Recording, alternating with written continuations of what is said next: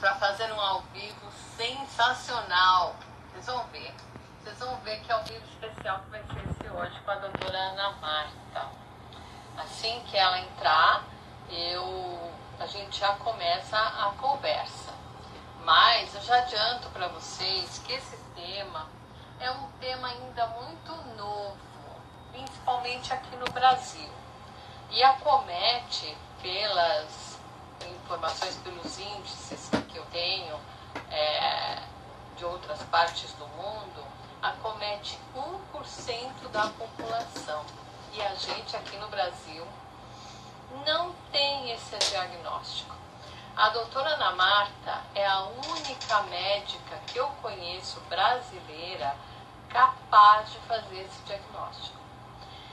Eu já contei para vocês várias vezes que eu tinha episódios de enxaqueca constantes, eu tinha dores aqui incapacitantes nessa região, né, que me deixavam tudo muito tensionado. Eu fiz RPG por muito tempo e com a dieta, tirando o glúten e o leite, eu tive uma melhora significativa. Mas, depois de uns 2 anos de dieta, eu recomecei a ter alguns episódios de mal-estar. E essas dores incapacitantes daqui, com atividade física constante, com preocupação de alongamento, elas se estenderam para essa região aqui mais próxima da arcada dentária. E então eu fiquei um período bastante inflamada, eu fiquei um período com problemas gastrointestinais, eu tive muito tempo de diarreia e não sabia muito como lidar com isso, porque todas as informações que eu tinha, eu estava fazendo uma alimentação correta. E aí eu voltei a pesquisar, buscar outras informações. Boa noite, Josiane, tudo bem? A doutora Ana Marta entrou, a doutora Ana Marta entrou. Vamos lá, vamos chamar a doutora Ana Marta para conversar com a gente.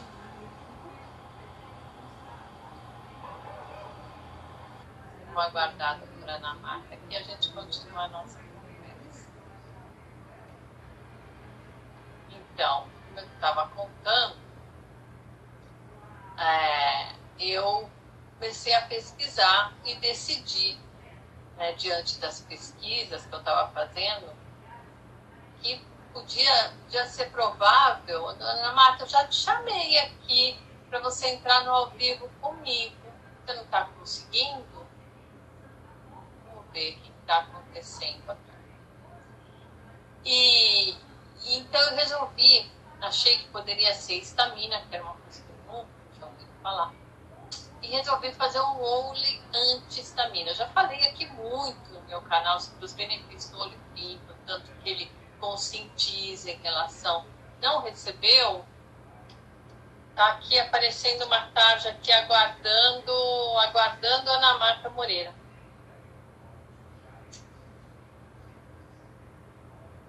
Deixa eu tentar aqui em algum lugar. Peraí, Ana Marta, vamos lá de novo. Achei uma outra portaria. Tá, sai e entra de novo, que eu vou tentar de novo de outro jeito, tá? Bom, então, voltando aqui à conversa, a gente aguarda. E aí eu decidi fazer um Oli 30 uns 2 anos atrás, anti-histamina.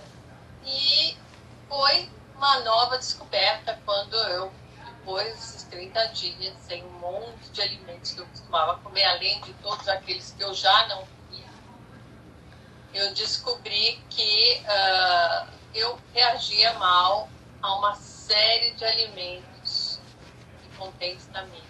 Então, pela dieta de exclusão, eu percebi que histamina é um problema sério que deveria considerar.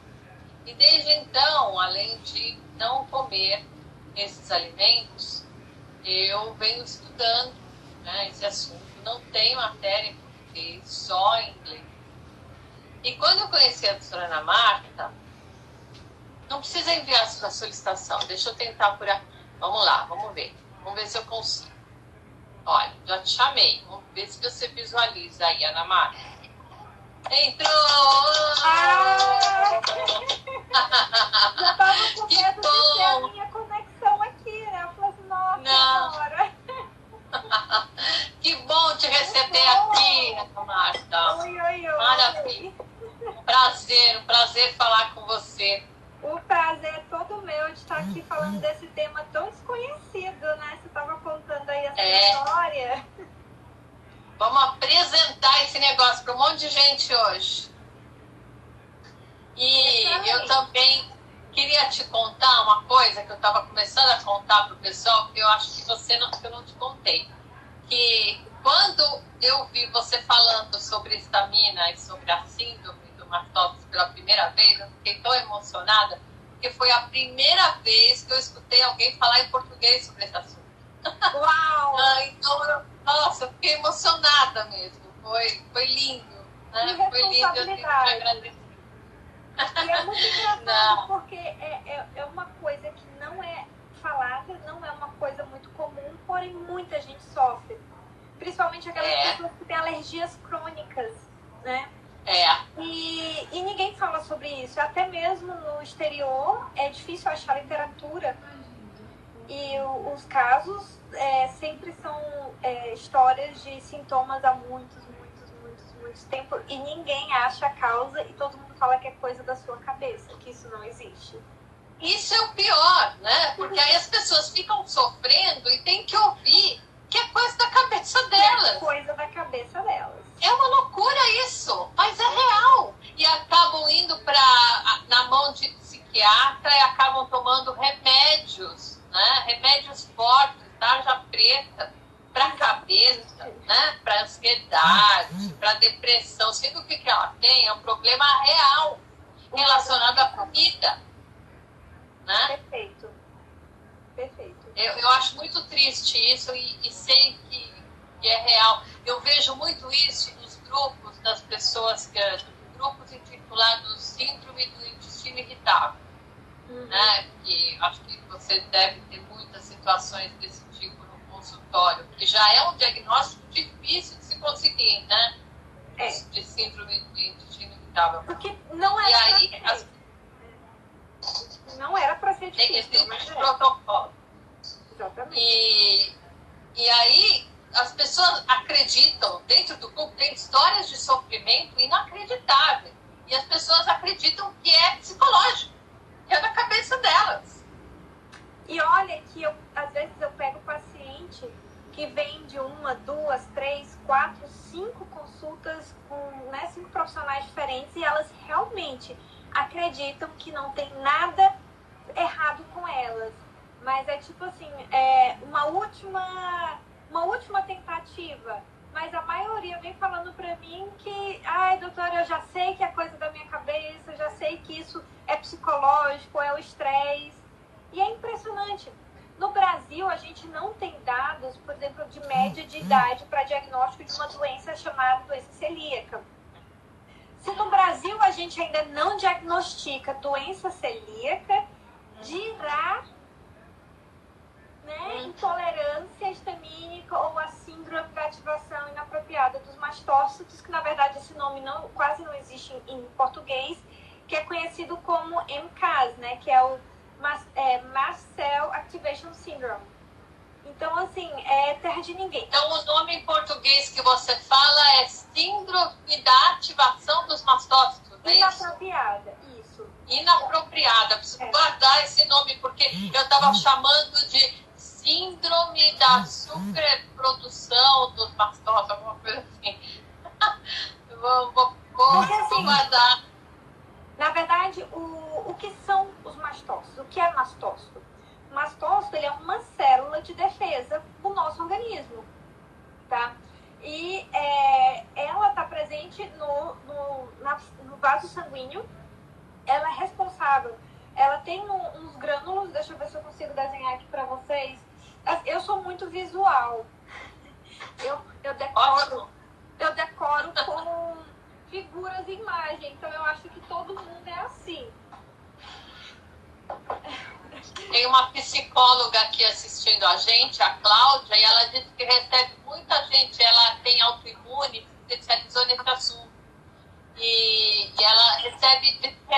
muita gente com problemas assim, dizendo que é psicológico. Olha que louco. Então, os mastócitos, eles são células sanguíneas que dentro dele tem alguns grânulos, certo? E esses grânulos, eles podem ser liberados na presença de um fator de agressão externa. Ai, meu Deus do céu. De agressão, como, por exemplo, uma lesão do tecido, um corte, uma queimadura, né? Uma agressão. Então, ele pode liberar o grânulo, ou na presença de também corpos estranhos, como o vírus, né? O vírus, bactérias. Então, ele, na verdade, serve para... faz parte da imunidade inata, aquela imunidade não específica, a imunidade da primeira barreira, em que existe uma resposta para ativar uma cascata de defesa ou de reparo. Nesses grânulos, a gente encontra não só a histamina, embora ela seja o que tem mais ação, né? Por exemplo, histaminérgica, que vai fazer vasodilatação para poder chegar mais células sanguíneas, mais células de defesa, né? Faz a sinalização de defesa, como também existem outros marcadores, como a serotonina. E a serotonina vai ser muito importante, por exemplo, nos casos de pessoas que têm enxaqueca.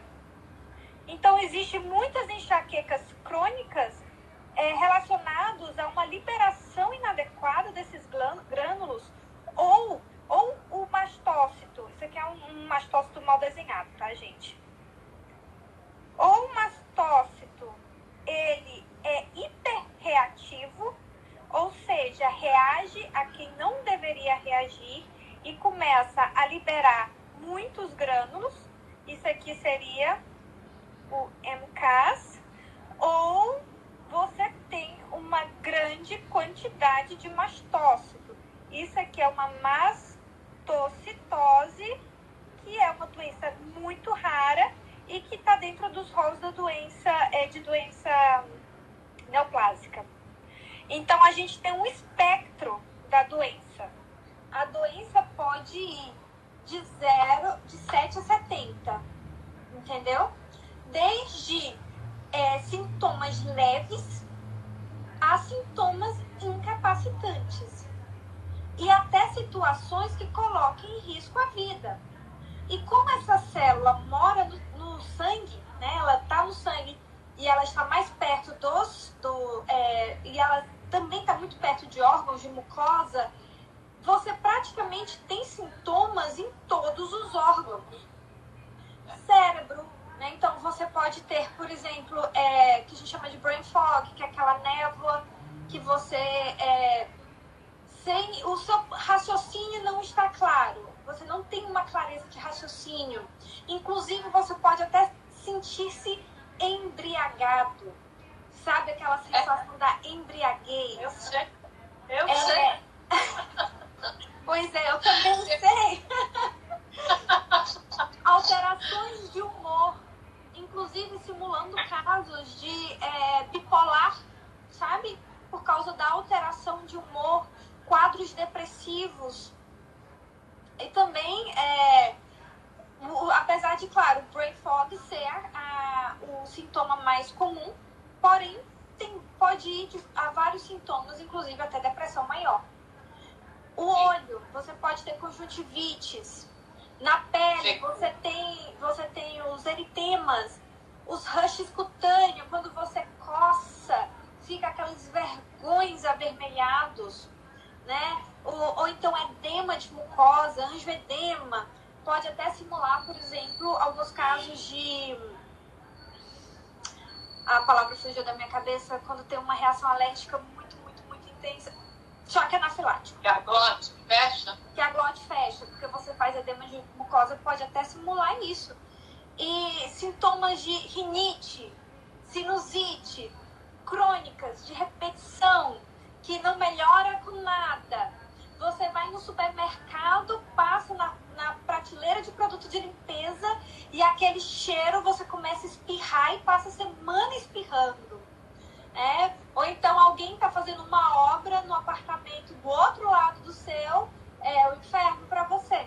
Então são aquelas rinites, sinusites de difícil controle, asma, broncoespasmo, dores musculares, pode fazer lesão muscular.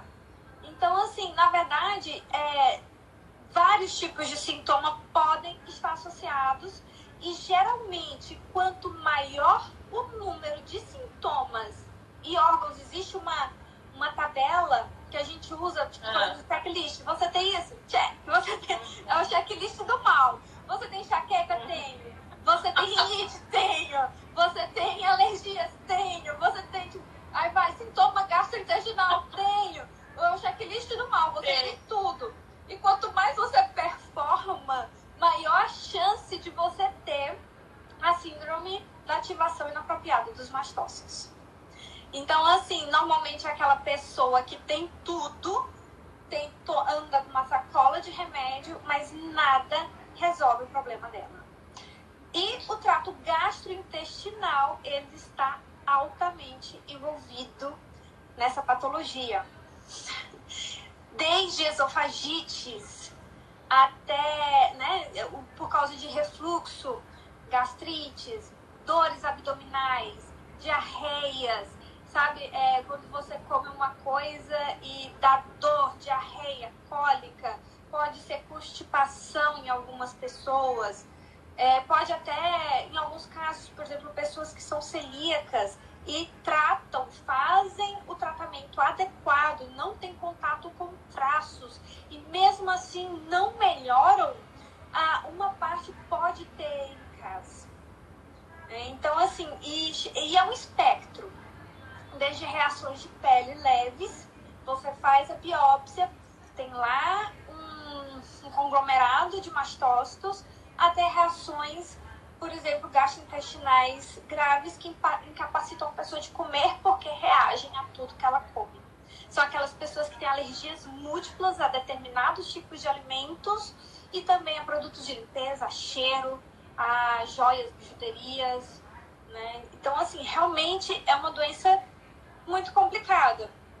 Primeiro, por causa da falta da exuberância de sintomas, a falta de diagnóstico e principalmente a falta de tratamento. Porque não temos ainda no Brasil tratamento adequado. E nem meios diagnósticos adequados. Não tem. Nem meios diagnósticos adequados. Só a doutora Ana Marta, gente. Ai, e o pior, deixa eu só fechar aqui a porta. Pra atrapalhar, porque meus filhos já vão chegar da escola, aí senão vai fazer muito barulho. Então, assim, é uma coisa desesperadora para a maioria das pessoas. Porque e geralmente são pessoas que desde criança têm sintomas. No meu caso, os sintomas, eu vejo pelo histórico, na minha vida adulta, desde os 20 anos, eu tenho lembrança de sintomas. Antes eu não tenho. E eu percebo que eles vão piorando, né? A incidência e a gravidade dos sintomas, eles vão piorando no decorrer dos anos. Essa é a minha percepção bastante individual. Né? Não posso dar para dizer que isso é generalizado. Pode piorar sim, até porque a tendência com o decorrer dos anos é você ter um dano intestinal maior. A chance de uma pessoa com uma idade maior é de ter muito contato com muitos contaminantes ambientais e, com isso, ter um dano, uma barreira intestinal mais atingida. E vira uma cascata, porque você reage a determinados alimentos e aí você vai comer, agride o intestino. Agredindo o intestino, você vai piorar da situação. Você vai ficar... porque, assim, a intolerância histamínica, ela está dentro do complexo do MCAS, só que ocorre porque nós temos uma enzima dentro, nas células intestinais, que é a diaminoxidase, que a gente chama de DAO, e a DAO, ela é responsável para poder fazer o clearance dessa histamina, tá? Então, ela elimina a histamina do intestino. Quando isso é tipo, imagina um funil ou uma pia com um ralo. Se eu coloco mais água nessa pia do que eu tenho a capacidade de drenar, a pia vai ficar cheia até transbordar. Entendeu? Então, cada um tem uma capacidade individual de conseguir drenar esse excesso de histamina. Quando eu ultrapasso essa capacidade, eu apresento sintomas. E quanto maior os sintomas, maior a lesão. E quanto maior a lesão, menos DAO eu tenho.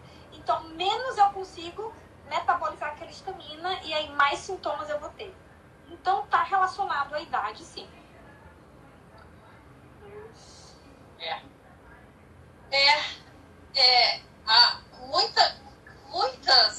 Muitos autores ou pessoas que falam sobre esse tema colocam, como você está falando, o intestino como ponto vital da questão, né? Então, se você tem um intestino que já está com as vilosidades meio reduzidas ou não estão funcionando bem, ele não vai conseguir lidar com toda essa histamina direito e também vai deixar algumas coisas que não deveriam passar para a corrente sanguínea e aí vai acionar mais os mastócitos. É isso mesmo que eu estou falando? Faz sentido isso? Faz sentido. É isso mesmo. E assim, porque o que acontece também? Você acaba fazendo reação cruzada com outras coisas e você acaba alterando a microbiota intestinal.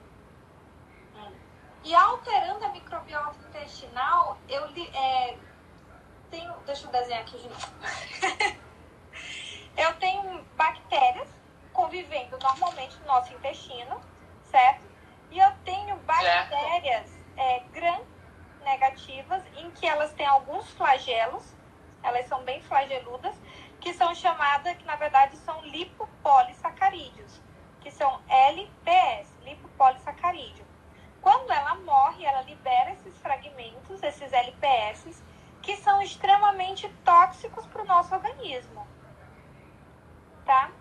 E quando nós temos uma barreira intestinal inadequada, imagina que tá bem que as células do intestino, firmemente aderidas, não deixa passar nada. Quando eu começo a ter uma lesão e começo a ter um buraquinho, esse LPS, esse fragmento de lipopolissacarídeo, ele vai cair na corrente sanguínea, o que vai gerar um quadro de endotoxemia, que pode estar associado desde alterações hepáticas, né, por piora do perfil lipídico, piora de TGO, TGP, o perfil hepático, resistência insulínica, alteração de tireoide. Então, assim, na verdade, aí começa a virar uma coisa muito sistêmica. Aí vira outra bola de neve, porque você vai cada vez mais deteriorando a saúde. Então, assim, é uma coisa complexa. Eu gostaria de dizer que uma vez que você tem no diagnóstico, é fácil tratar, mas infelizmente não é. Até porque o diagnóstico é extremamente difícil. Tá? E aí, doutora, eu estou suspeitando disso, e agora o que eu faço? Existem alguns exames que você pode pedir para o seu médico na sua cidade para poder fazer. Só que muitos dos exames que são diagnósticos, eles não são disponíveis no Brasil. A maioria não são cobertos por plano de saúde. E os que nós temos no Brasil, eles são porque assim, você vai começar a dosar o produto de liberação dos grânulos, que seria a prostaglandina, a histamina, a serotonina. Só que eles são muito termoláveis, ou seja, eles evaporam muito rápido, eles se perdem muito rápido no sangue. Então, existe muito falso negativo. Porque no Brasil, nós não temos um centro diagnóstico específico para isso. Porque quando você colhe o sangue, esse sangue imediatamente tem que ser resfriado. E se ele não for analisado naquele laboratório, ele tem que ser congelado e tem que ter um padrão de controle de temperatura para ser encaminhado até o laboratório em que ele vai ser rodado. Então, apesar de existirem exames diagnósticos, não é barato, não é o laboratório da esquina que faz e dá muito falso negativo. Então, vai ser aquele, vou fazer e dá negativo, vou fazer dá negativo, vou fazer dá negativo. Então, assim, a gente pode fazer a dosagem tanto da prostaglandina quanto a dosagem da histamina na urina de 24 horas. E aí, nesse caso, você tem que tomar o cuidado de fazer a refrigeração da urina durante o processo de coleta e levar essa urina refrigerada ou congelada para o laboratório que ele vai encaminhar. Então, outra coisa que também, no caso de você ter a possibilidade, existe uma enzima chamada triptase. Na verdade, ela é uma amina também. A triptase, ela é liberada pelos grânulos. Quando ocorre essa liberação do grânulo, ocorre a liberação da triptase. A triptase, ela está muito aumentada nos casos de mastocitose, que é aquela doença que eu falei no início, que era neoplásica.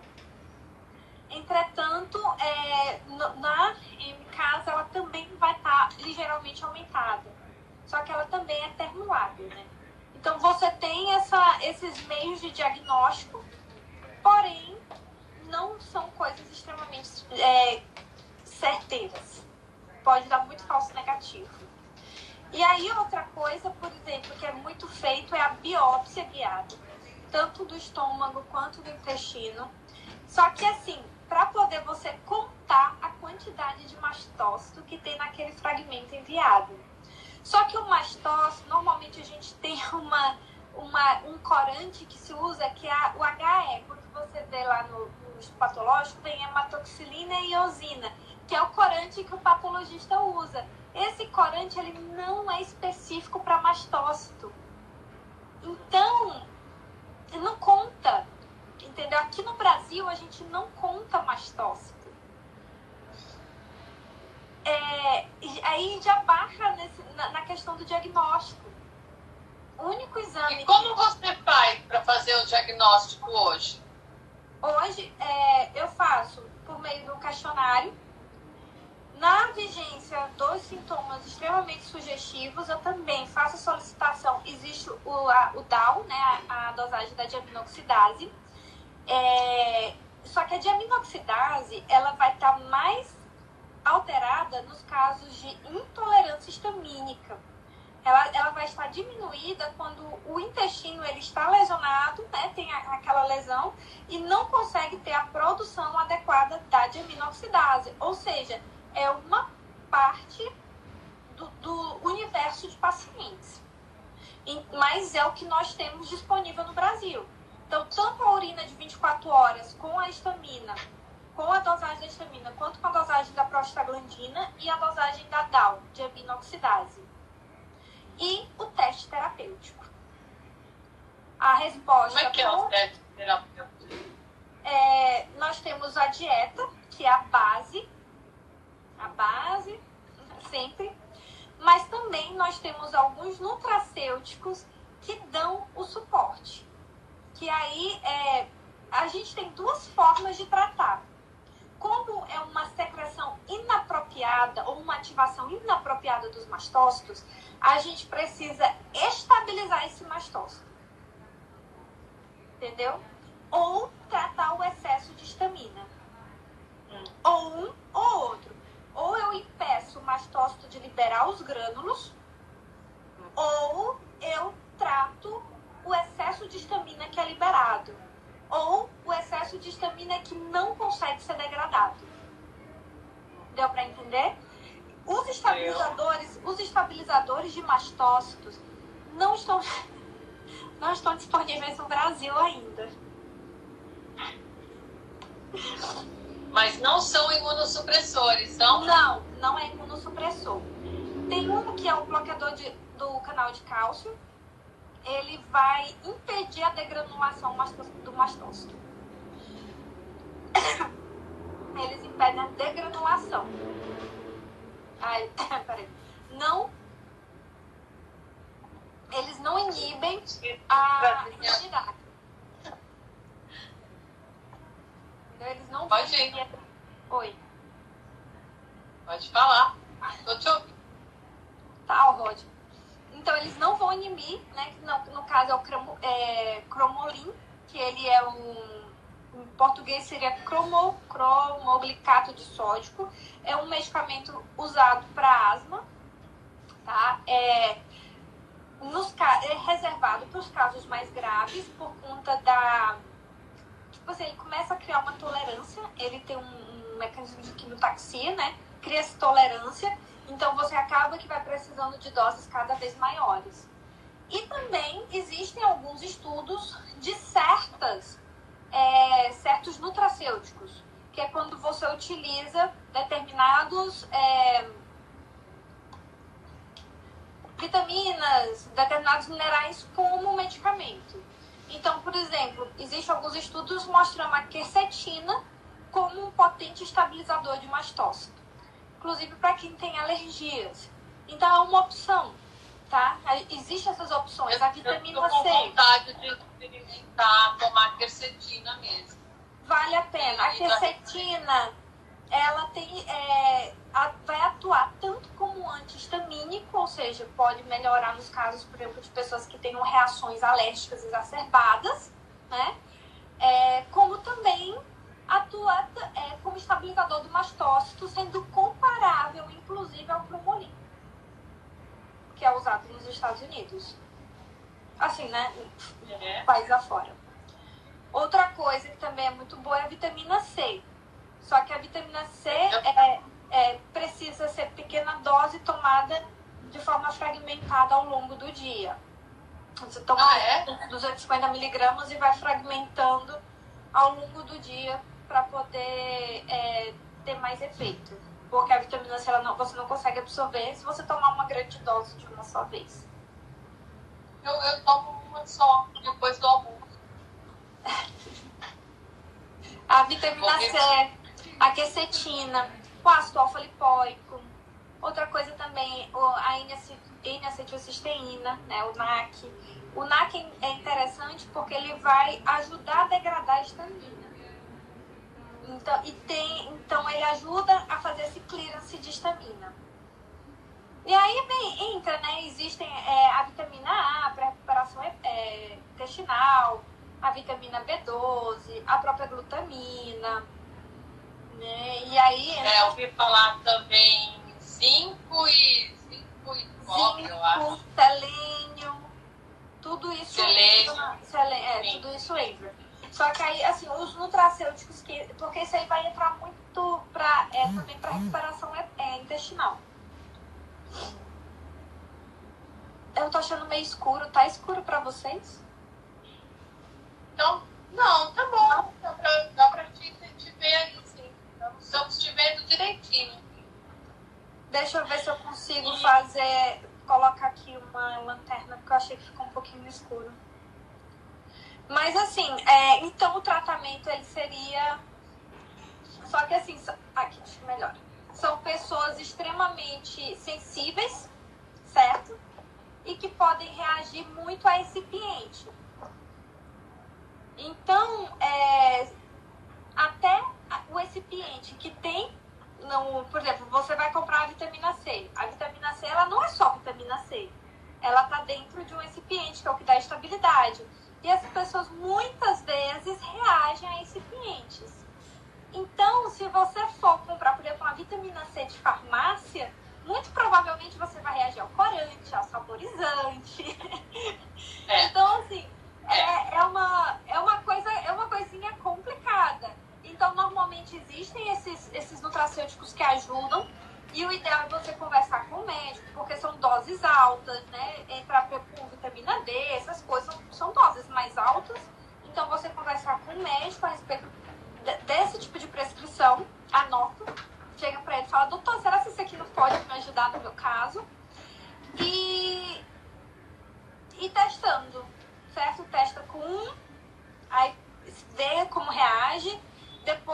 adicionar outro. Nunca adicionar tudo de uma só vez, porque se você reagir, você não vai saber o que você reagiu. Boa lembrando. Porque por aí mesmo. Recipiente, cápsula, se a cápsula for colorida, se for em pó, se o pó tiver sabor, esquece. Eu gosto de falar assim que farmácia, provavelmente manipulado, ele não é perfumaria. Ele não é para ter cheiro, cor, sabor. Se tiver cheiro, cor ou sabor, geralmente quem tem problema intestinal vai dar ruim. Porque isso tem um custo. O cheiro, a cor e o sabor tem um custo. E normalmente o custo é corantes, saborizantes e edulcorantes que não são amigáveis do intestino. Né? Sem e aí, dúvida. o que é básico é a dieta.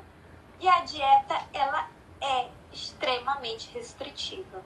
Existem os alimentos que contêm a histamina. Por exemplo, fermentados. Alguém colocou alguma coisa do kefir. Kefir e kombucha, para essa população, é o caos. Deflagra sintomas. E fermentados são os piores. Piores coisas para mim são os fermentados. Então, iogurtes, coisas saudáveis, queijos. E todo mundo fala bem. Exatamente, né? Todo mundo fala bem. Para vocês não vão, né? Não vai ser uma coisa legal. Pão, porque o pão precisa do processo de fermentação. O trigo. E além do que o trigo, né? O chucrute, que é uma coisa extremamente saudável. Não pode. Fermentados não podem porque ele contém histamina. E outra, carnes embutidas, carnes curadas ou carne congelada durante muito tempo. O ideal é comer carne fresca. Matou, você comprou, fez. E não comer a sobra. Todo dia, toda refeição, uma porção nova.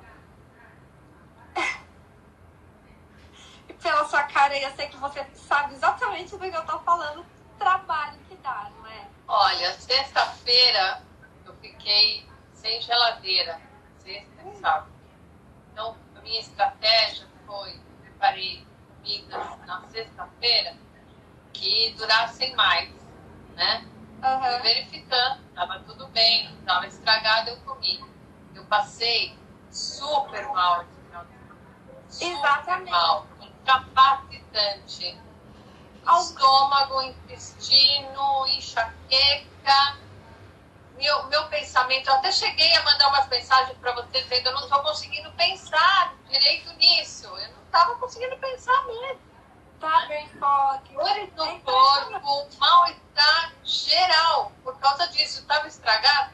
Não estava estragado. Não estava, mas esse processo natural de degradação dos alimentos, ele produz a histamina, ele piora a quantidade de histamina. Então, assim, é sempre comida fresca, o mais fresco possível. Engraçado, a outra coisa assim, que as pessoas não se atentam, mas, por exemplo, vinagre e coisas feitas com vinagre é fermentado. Então, milho, soja, molho de soja também é fermentado. Então, tudo isso vai entrando no checklist das coisas que não podem comer. E coisas extremamente saudáveis, tipo tomate, espinafre, berinjela. E uma coisa que é o queridinho de todas as low carbs da vida, que é o abacate. Não o abacate.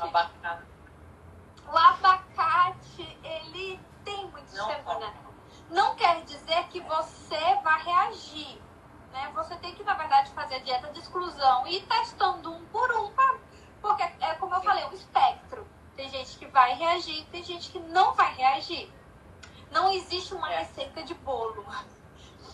E também, assim, como a diaminoxidase, que é a DAO, ela degrada não só a histamina, como também outros tipos de amina.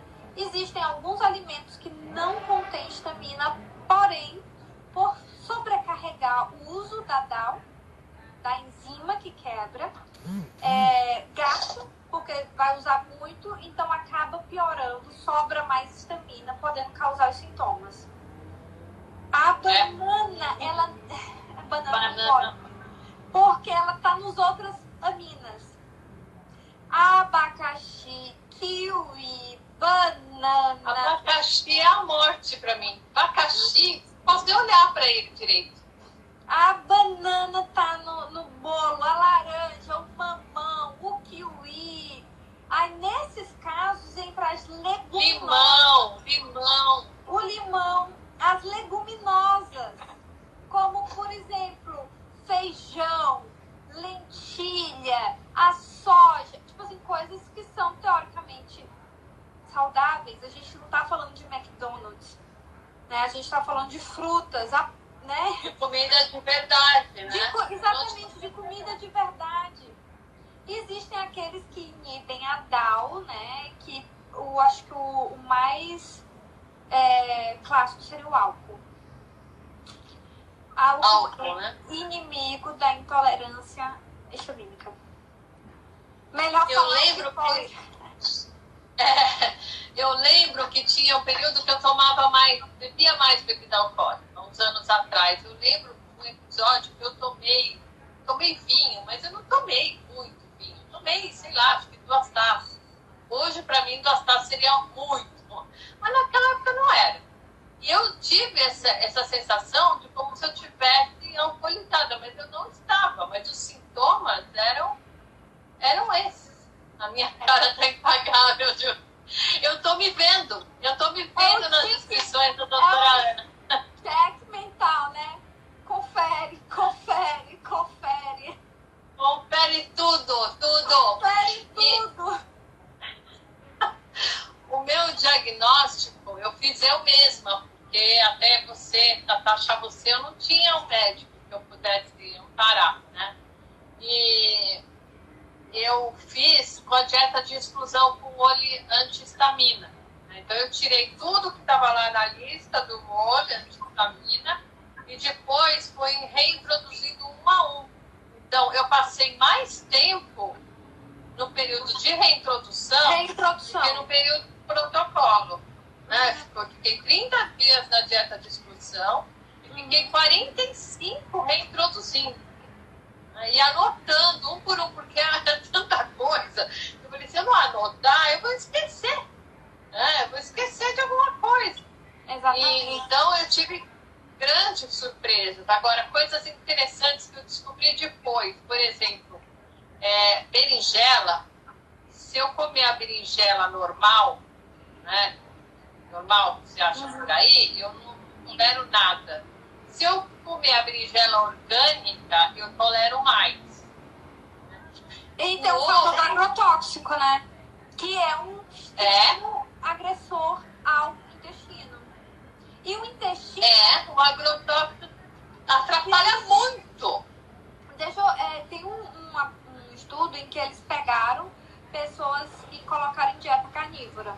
Né? Tem um pessoal de Harvard, na verdade, inclusive alguém me perguntou, isso é engraçado, eles me perguntaram numa caixa de perguntas que eu fiz até na semana passada que eu ainda não tinha respondido. E assim, o povo adora perguntas polêmicas, né? E sempre aparece dieta carnívora na minha caixa de perguntas. É impressionante. Eu fico rindo, porque o pessoal adora coisas polêmicas, quer colocar a gente mesmo na fogueira. E um dos poucos estudos que a gente tem de dieta carnívora é justamente na intolerância histamínica. Gente, carne e gordura animal, eles são extremamente bem digeridos pelo nosso organismo. Então, algumas pessoas, elas relatam uma melhora absurda dos sintomas comendo carne. É claro, a gente está falando de carne fresca, porque quanto mais tempo entre o abate e o consumo, maior a quantidade de histamina que essa carne vai ter. Só que no Brasil, nós temos uma oferta absurda de carne fresca. Porque o Brasil ele é extremamente produtor de gado. E não só de gado, eu falo aqui na minha região, uma das coisas que eu geralmente introduzo é o bode, o carneiro e o bode. E eu tenho excelentes resultados, porque o bode daqui ele é criado solto, comendo pasto. Então, normalmente momento as pessoas, elas têm muito sintoma, reage. A gente corta tudo, entra com tal do bode, do carneiro e, ó, tem uma regressão muito grande dos sintomas. E esse estudo de Harvard, eles fizeram a dosagem da diaminoxidase antes e depois da dieta. E ocorre um aumento da diaminoxidase, da DAO, porque o intestino se repara. E quando você trata a disbiose concomitante, você tratando a disbiose, você tratando o intestino, você consegue dar uma melhora substancial. Agora, como eu falei, é um espectro. Algumas pessoas basta a dieta. Outras vão ter que entrar com medicamento. E a maioria vai ter que entrar com reposição, porque como isso é uma doença de anos e anos, normalmente tem um déficit nutricional. Então, assim, é a base do tratamento. Infelizmente, no Brasil, é a base do nosso tratamento, porque a gente não tem medicamentos estabilizadores dos mastócitos. E até então, o negócio é entrar na carnívora, né? Entrar na carnívora. É uma das indicações de carnívora. É uma das indicações. Indicações médicas. Eu escuto, né? Eu estava te falando no começo daquele grupo do pessoal que tem síndrome do intestino irritável, né? Uhum. E lá, quando eu falo da carnívora, acho que eu nunca falei, mas já falei muito da paleo, da low carb, né? Não. As pessoas comem as porcarias de todos os dias e querem um intestino melhor e nem mágica, né? Querem um remedinho mágico e continuar comendo as mesmas porcarias e um remedinho mágico. Mas tudo bem. Aí eu falo, gente, faz uma paleo, faz uma low carb. Ah, mas eu não digiro bem carne. Não tolero carne. Mas como assim? Se carne é o alimento que o nosso corpo está mais preparado para digerir. Mas eu escuto muito isso. Ai, carne eu não tolero. Só que tem que avaliar algumas coisas. Algumas pessoas realmente não vão tolerar por conta de uma baixa acidez gástrica. Porque a carne ela é digerida pelo ácido, começa a digestão pelo ácido do estômago. Porém, se o paciente ele vem em uso de inibidores de bomba de próton, se ele vem um paciente muito estressado, muito ansioso, você tem uma alteração, existe a alteração da produção de ácido gástrico. Então, nesses casos, é importante ter um suporte gástrico. Normalmente, a pessoa que fala que come carne e sente um boi é a pessoa que tem baixa acidez gástrica. Então, às vezes, pode sim acontecer isso, mas não é culpa da carne. Entendeu? A culpa não é da carne, sai, coitada, sendo a culpada. E tem que avaliar também. Tem gente que acha que come carne, aí vai no churrasco, né, a breja, o pão de alho, come um pedacinho de carne, ai, tô passando mal. E a culpa é da carne. Ou então tome cerveja, toma Coca-Cola, né? E a culpa é da carne. E a culpa é da carne. Ai, eu sabia que eu não devia ter comido essa carne.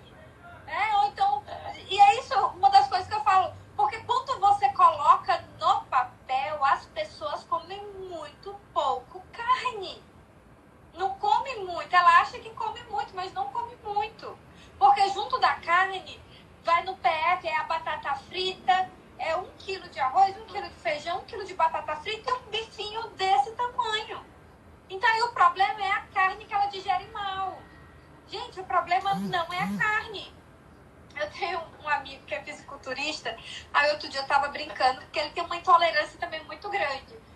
E ele tava comendo 1 quilo de carbo por dia. E aí eu falei pra ele, cara, vamos pôr uma carnezinha, tal, não sei o que. Aí ele comeu a carne, aí falou, ai, mas eu passei muito mal com a carne.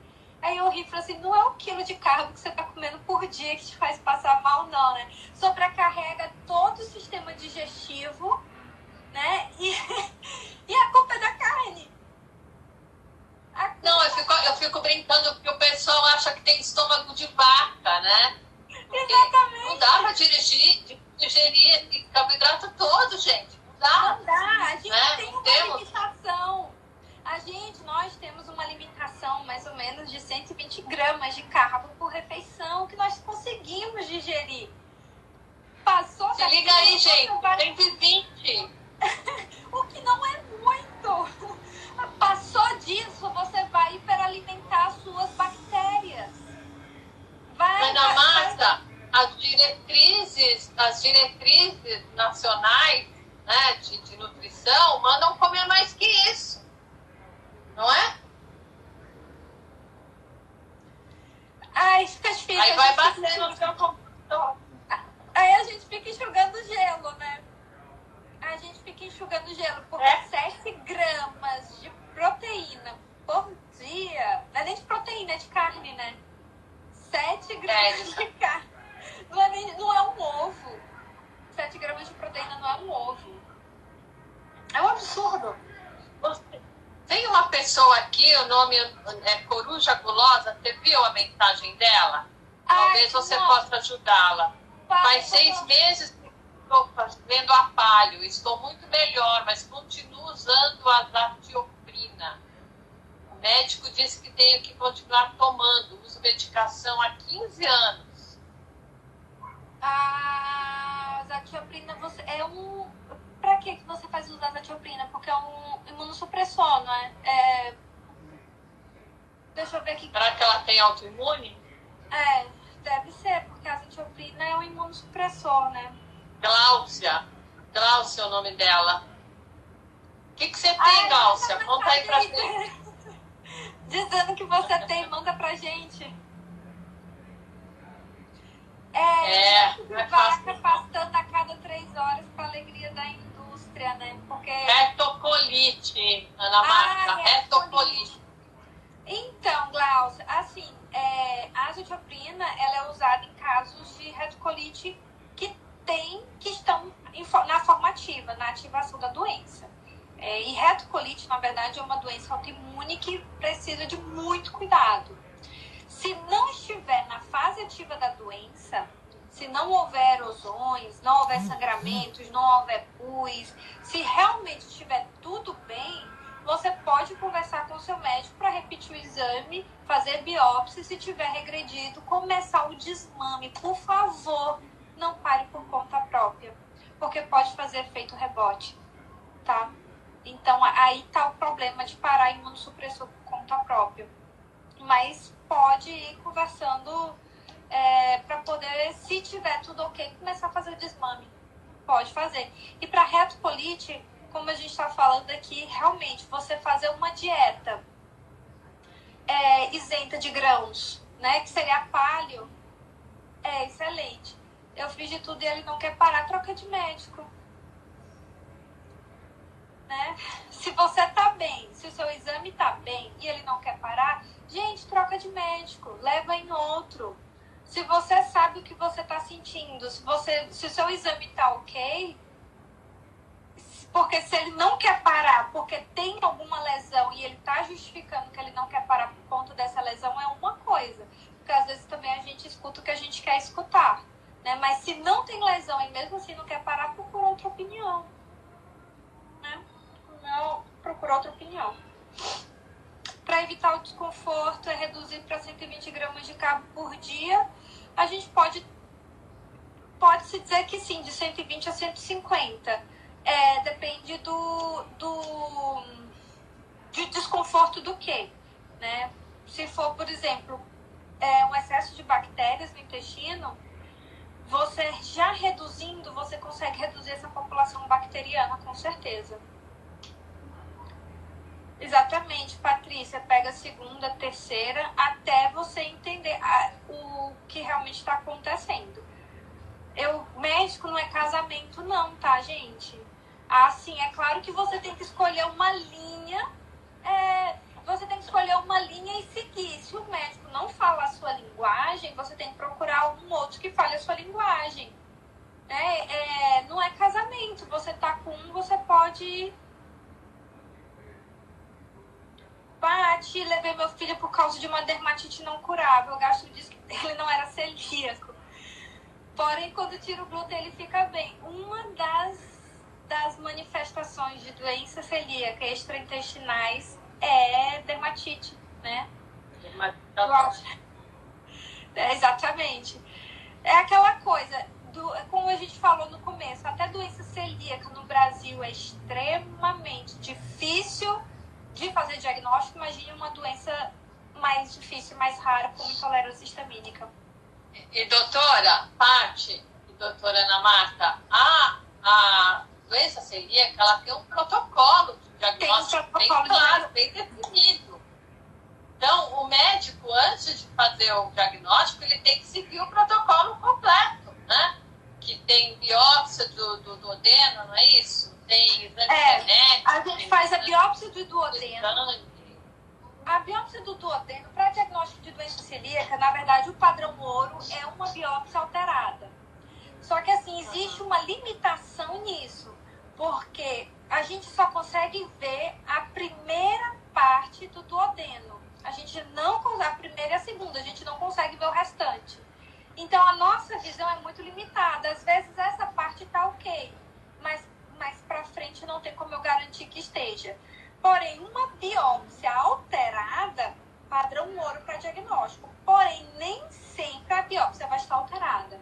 E aí a gente tem os marcadores de autoimunidade, que são as imunoglobulinas, a dosagem do sangue das imunoglobulinas, antigliadina, antidomísio. Porém, como a doença celíaca baixa imunidade, nem sempre vai estar presente o marcador de autoimunidade. Entendeu? Porque nem sempre ele baixa a IgA. Então, às vezes, você vai dosar a IgA no sangue, vai estar baixo, pode estar dentro do valor normal. Entendeu? Então, existe muito falso negativo. E outra coisa, existe o teste genético. O HLA-DQ2, HLA-DQ8. Isso aí vocês podem fazer em qualquer laboratório. O HLA-DQ2 e o HLA-DQ8 avalia se você tem um gene para desenvolver doença celíaca. Você tendo esse gene, não quer dizer que necessariamente você tem. Você pode estar dentro do espectro da autoimunidade e se você não está consumindo glúten, ou seja, aquela criança que nunca consumiu glúten, tem a genética e não vai desenvolver a doença celíaca. Entendeu? Agora, você imagina que para desenvolver uma doença autoimune, a gente tem um tripé. É preciso 3 fatores. O fator genético, que no caso da doença celíaca, é o HLA-DQ2 e o DQ8. O fator ambiental, né, para que na doença celíaca é o glúten. E o intestino permeável, que é uma alteração intestinal. Então, assim, para ter uma doença autoimune, fica ao contrário, dá para ler? Não tá dando para ler, não. Não? Fica ao contrário. Não. A tua visão tá um pouco embaçada. Pronto.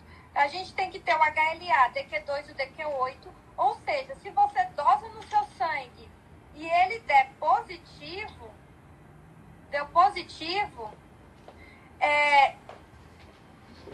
se der negativo, é certeza que você não é celíaco. Entendeu? Deu negativo, é certeza que não é. Deu positivo, quer dizer que se você tiver um intestino permeável e a exposição ao glúten, você vai desenvolver a doença celíaca em algum momento da sua vida. Tá sem nitidez? Não tá muito clara a sua imagem, não. Agora tá um pouco... Sim, agora tá. Ó, beleza. HLA, DQ2, HLA, DQ8. Isso é que vocês conseguem fazer no laboratório. Ele vai sendo negativo, você não tem... Doutora, eu vou ter que interromper, porque tá fechando 1 hora da nossa live e o Instagram, ele derruba automaticamente. Eu vou desligar e começo outra, tá bom? Pode ser? Pode ser sim.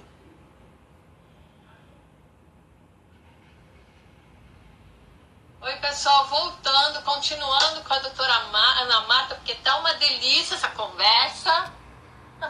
Vamos lá, todo mundo voltando pra gente continuar e saber mais. Vamos esperar o pessoal vir. Oba, oba, chegando todo mundo pra gente continuar. Ô, Jusce, Ana Marta, vamos lá. Vamos colocar a dona Ana Marta de volta na conversa. Vamos lá. Vamos lá que o negócio tá bom.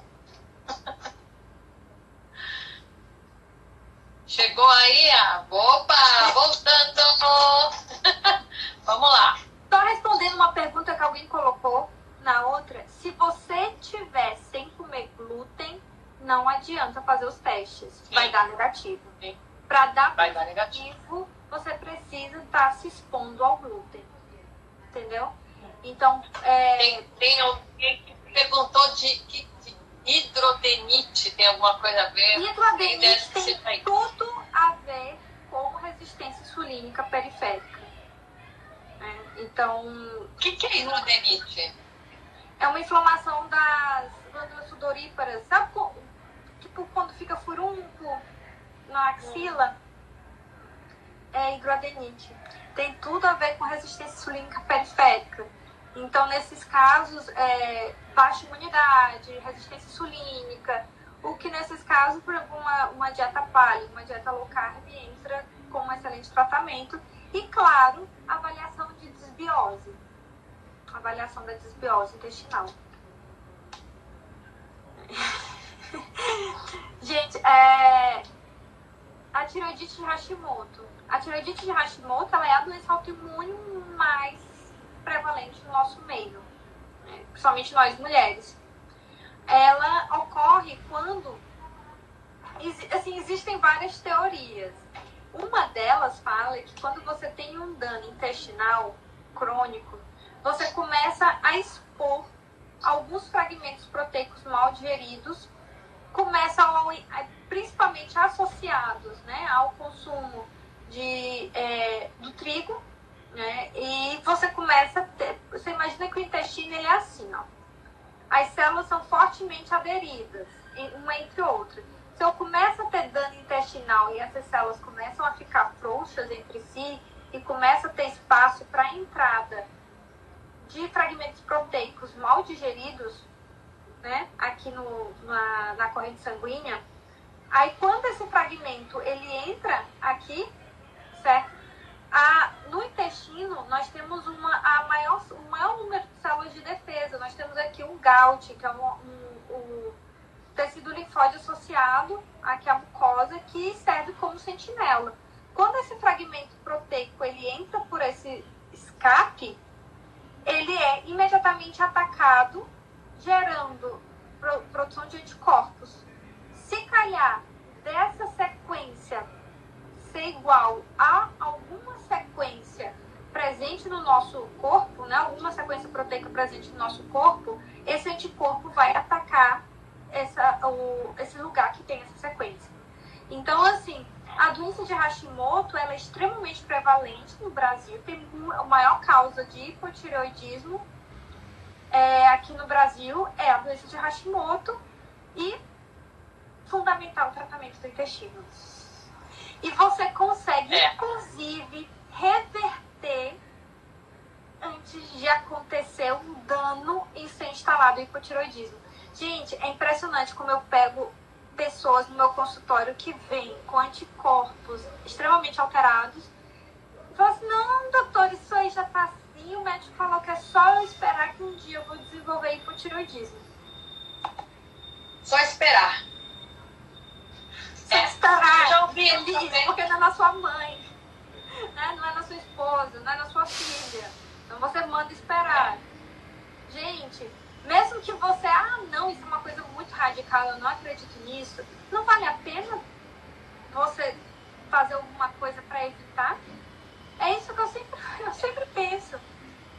Por mais que você não acredite, vale a pena você fazer alguma coisa para evitar do que simplesmente sentar e esperar a doença aparecer. Tipo, pra mim não faz sentido isso, você mandar o paciente para casa esperar. Não faz sentido. O intestino é responsável por muita coisa, é um dos órgãos mais importantes do corpo, Lília, não é, doutora Ana Marta? A Lília está comentando aqui, está perguntando, o intestino é responsável por tanta coisa. Eu sou suspeita para falar, porque é como se eu estivesse falando bem do meu filho, né? Então eu sou suspeita para falar, porque eu não vou puxar a sardinha para o meu lado, mas já puxando, o intestino, ele é sim importante para muitas coisas. Deixa eu subir aqui para ver se ficou alguma pergunta.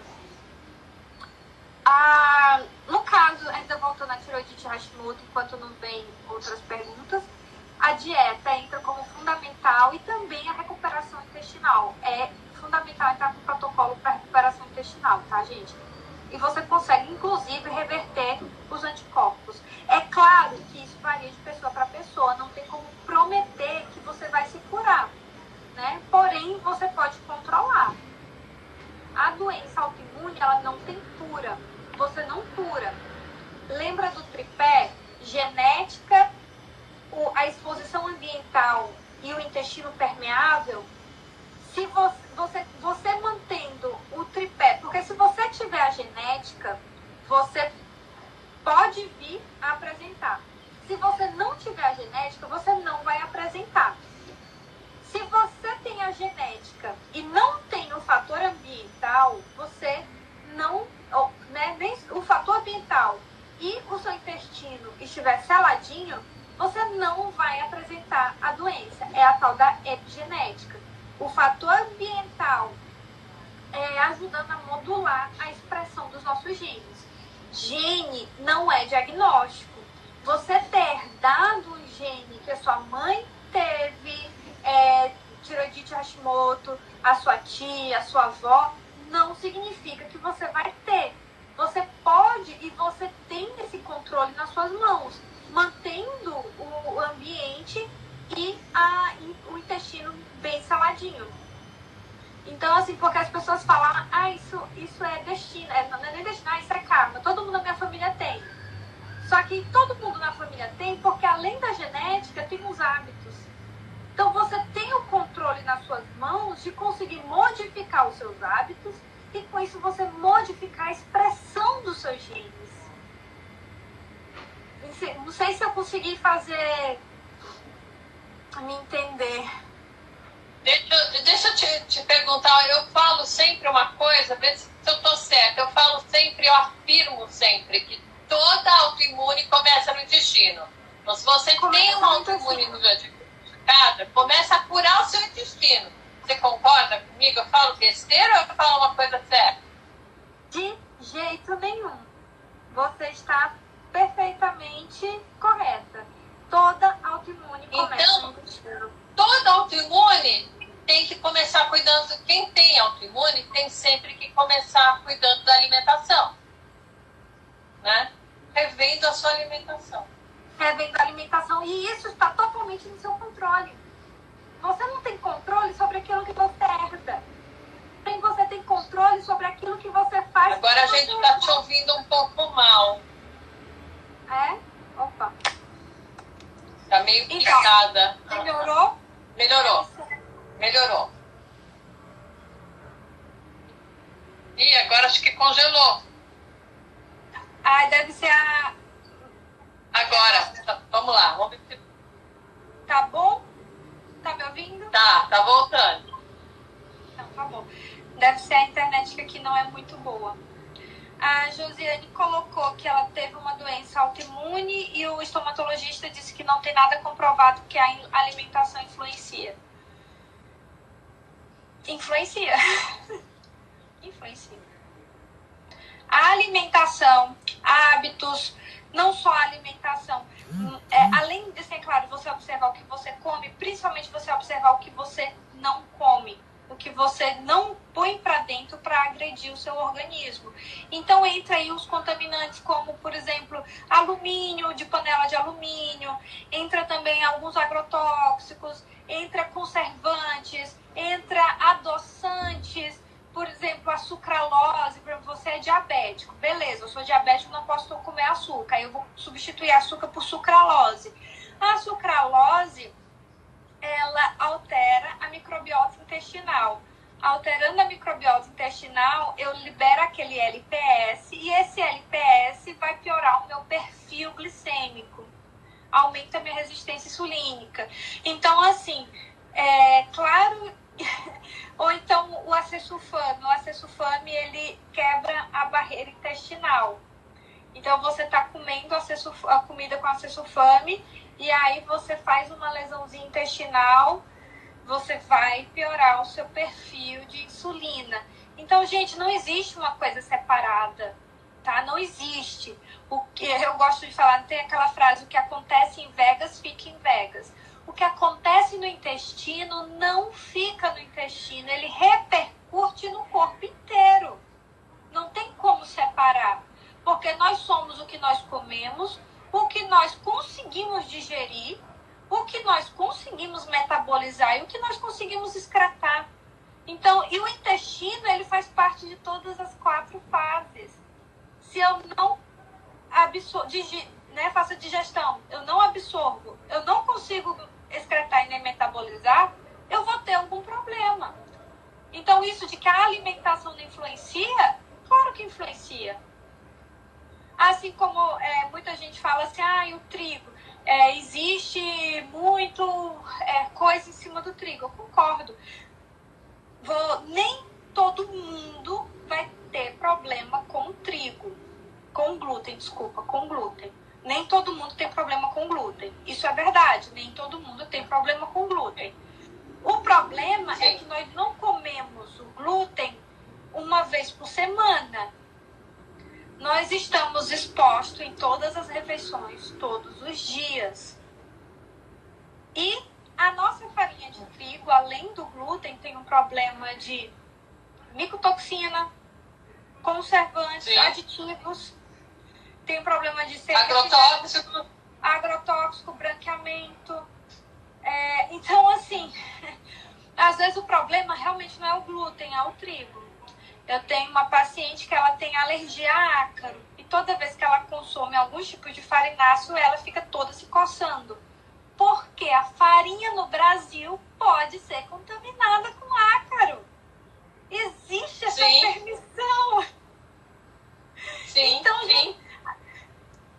Então, toda vez que ela come produto relacionado ao trigo, ela se coça inteira, porque ela tem alergia a ácaro, é extremamente alérgica a ácaro.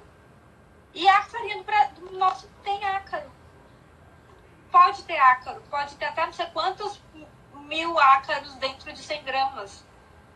Então, assim, eu não vou dizer que todo mundo tem que evitar glúten, embora eu oriente grande parte dos meus pacientes a não consumirem o glúten e o trigo. O ideal, algumas pessoas que apresentam, por exemplo, síndrome do intestino irritável, principalmente do tipo diarreica, quando retiram o trigo da dieta por conta dos fructanos, apresentam grande melhora. Depois de tratado, o excesso de bactérias pode tolerar uma quantia de glúten, entendeu? E aí, ela, eventualmente, quando ela sai, come um pouco de glúten, de trigo. Então, assim, eu acho que aí depende muito do que a pessoa quer, né, gente? Do que você quer, do que você não quer. Vamos ver. A Cláudia, que perguntou da Hashimoto, perguntou se você indica alguma dieta específica para Hashimoto ou para autoimune. Sempre começo com paleo. Sempre eu faço paleo, na verdade, porque paleo é mais fácil de falar. Mas, na verdade, eu começo retirando os grãos, né? Retiro grãos e os aditivos alimentares. Então, acaba que é uma paleo. E aí, a gente avalia a resposta do paciente. Aí, nisso, começa a fazer reestruturação intestinal. E alguns pacientes realmente voltam a comer alguns tipos de grãos. Mas... mesmo com autoimune? Alguns tipos de grãos, como lentilha, grão de bico. Depende da resposta dela. Tá, ok.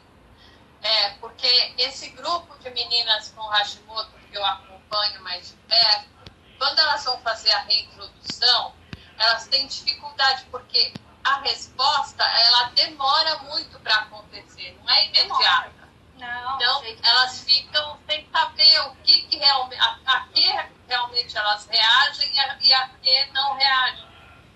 Então, isso no decorrer dos anos acaba sendo muito complicado. Porque, de repente, elas estão achando que está tudo bem, aí começa a passar mal de novo. Começa a passar mal de novo. Isso, na verdade, é uma das críticas que algumas pessoas fazem à reintrodução alimentar. E, assim, eu vou muito sentindo o paciente. Tem paciente que realmente não consegue fazer uma dieta restritiva. Então, é melhor você fazer a dieta que ele consegue, né? A dieta que você consegue aderir, ela é mais eficaz do que a dieta perfeita que você não adere. Entendeu? Então, assim, e selar o intestino.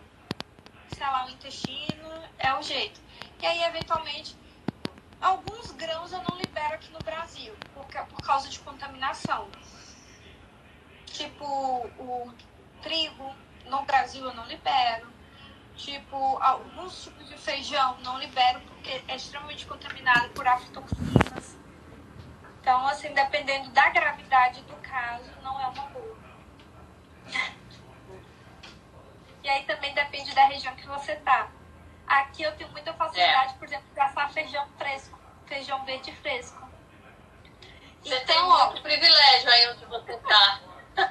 Exatamente, eu tenho muitos privilégios. Aqui eu consigo achar feijão verde fresco. E geralmente dos grãos é que eu começo a liberar o feijão verde fresco. Então, assim, tem.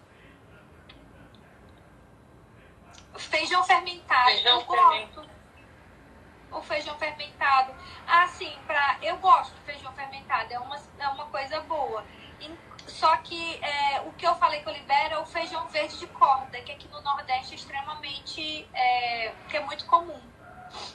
Eu só como feijão verde. Aqui a gente tem, né, Salete, é muito fácil achar feijão verde de corda. Fresco. Aqui o feijão verde é porque os caras pintam feijão de verde. E aí você vai cozinhar e a água fica verde. E o feijão fica branco. Eu vi. É só enganação. É uma enganação. Isso é verdade. Mas feijão fermentado, agora retornando, né? Quem tem problema com intolerância histamínica não pode comer fermentado. Não, de jeito nenhum. Não faz mal. Legal. Quem não tem contaminação com glúten, a contaminação cruzada não é problema, tá? Contaminação cruzada é fatal para quem é celíaco. Aí sim. A Lilian entrou em crise de retocolite, faço uso contínuo de mesalazina. Eu não costumo dizer que é emocional, até que eu prove o contrário, que não tem uma causa, né, uma causa orgânica. Teria que avaliar, porque assim, a dieta carnívora ela é uma dieta para mim excelente. Porém, se você não está com um processo digestivo ok, as aminas da carne, elas aumentam um tipo de bactéria chamado proteobactérias. E essas proteobactérias são altamente ricas em LPS, que causam todos aqueles problemas que eu falei no começo. Então, assim, eu avaliaria isso, a questão de se tem ou não desbiose. E existem também fitoterápicos que ajudam na retocolite ulcerativa a acalmar o processo. Doutora Ana, eu sempre falo a respeito da carnívora, e quando a gente decide fazer uma dieta carnívora, não pode ser a base de picanha e peito de frango, né? Que a pessoa também tem que comer órgãos, né? Importantíssimo comer órgãos, porque tem muitos nutrientes que só estão lá nos órgãos. Deixa eu te falar que eu outra coisa isso esses dias. O pessoal quer comer dieta carnívora só no filé mignon. E falar, não, porque eu não gosto, não vai dar certo, gente. É a mesma coisa do vegano que só come macaxeira, né? Só come raiz. Não vai dar certo. Ou, porque assim... vai engordar um pouco. Vai faltar nutriente. Vai faltar nutriente. Outra coisa que me preocupa quanto à dieta carnívora, pra gente, por exemplo, que está aqui nos grandes centros, eu estou em São Paulo, aqui a carne de porco e de frango de supermercado, ela é muito mais barata acha que está num preço melhor e que a gente consome, né? Só que a carne de vaca, na sua maior parte, foi pasta. Em algum tempo da vida ele passa. No Brasil, frango, porco. Não passa, é ração. Porco e frango é ração. É o tempo ração. todo. No Brasil é Né? ração. Mesmo a orgânica que a gente acha aqui, é o que comeu ração orgânica. Milho orgânico, soja orgânica, ele comeu ração orgânica. Ele não pastou. Né? Então, quando eu penso numa dieta carnívora, eu tenho que pensar também que não dá para viver só de porco e frango confinado. Né? Que eu vou ter que comer outras carnes de pasto e que eu vou ter que comer órgãos com muita frequência. Ou então outra coisa é o certo? ovo. Geralmente as pessoas comem muito ovo e a clara do ovo ela é extremamente alergênica. Então, se você tiver algum problema na barreira intestinal, a clara pode dar ruim. Ovo pra mim tá fora, queijo pra mim tá fora. Então, quando eu penso em carnívora, é carne mesmo. Não tem outra opção. É só carne. E agora, não dá pra comer uma carnívora sem comer fígado, sem comer coração. E assim, não é uma vez no mês, é toda semana. Tem que comer bastante. Né? Tem que comer. Então, R$11, Lilian, não sei onde você tá, mas R$11 aqui eu compro porco e compro galinha. Mas vaca, eu compro coração, compro rim, que para mim é muito importante, e compro o suã. Só. Todo o resto é acima de R$11. Eu amo suã. Suã é gostoso. Também gosto. E é excelente, Também sabia? Quando vem com a parte da medula, aquilo é extremamente rico em ômega 3. Sim, a medula é bacana. Também gosto, aquele miolinho assim, né? Isso. O pessoal acha que é gordura. Não é gordura. Não, é a coluna. É a coluna do porco, do boi. É o miolinho do osso ali, né? Legal. Mais alguma coisa que você queria falar, doutora? Não, eu acho até que a gente falou tudo que a gente queria sobre intolerância histamínica, né, e MCAS, e acabou falando sobre muitas outras coisas também, né? Alguém tem alguma dúvida? Se não tiver, a gente... Deixa eu só dar uma olhadinha. Músculo aqui é 14, 15 reais o quilo, e não é uma carne, não é víscera, né? Não é órgão, é uma carne bem gostosa, tem bastante colágeno, é bacana. Mas não é das carnes mais ricas em nutrientes, não, Patrícia. Né? Isso aí eu já deixo pra você. Isso aí já é a sua expertise. Nem é muito, né? Seria no caso de uma nutricionista, da Jusce. Cadê a Jusce? Mas muito bom. Doutora, adorei.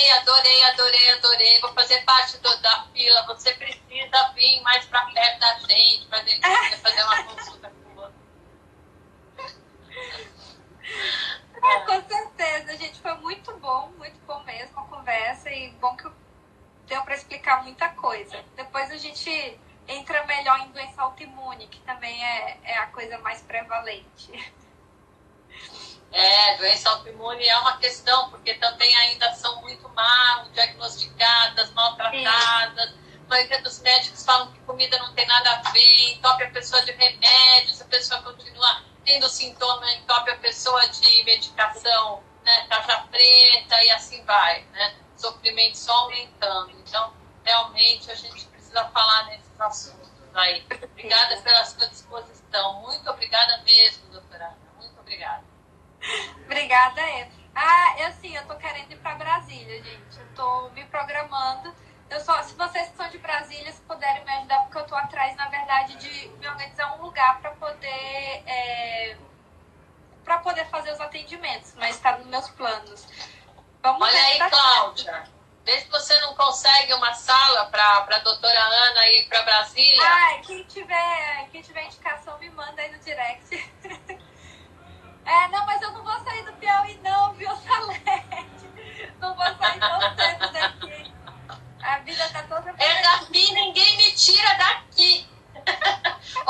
estão querendo que você vá para o Rio, para São Paulo, para Brasília, agora para Santa Catarina.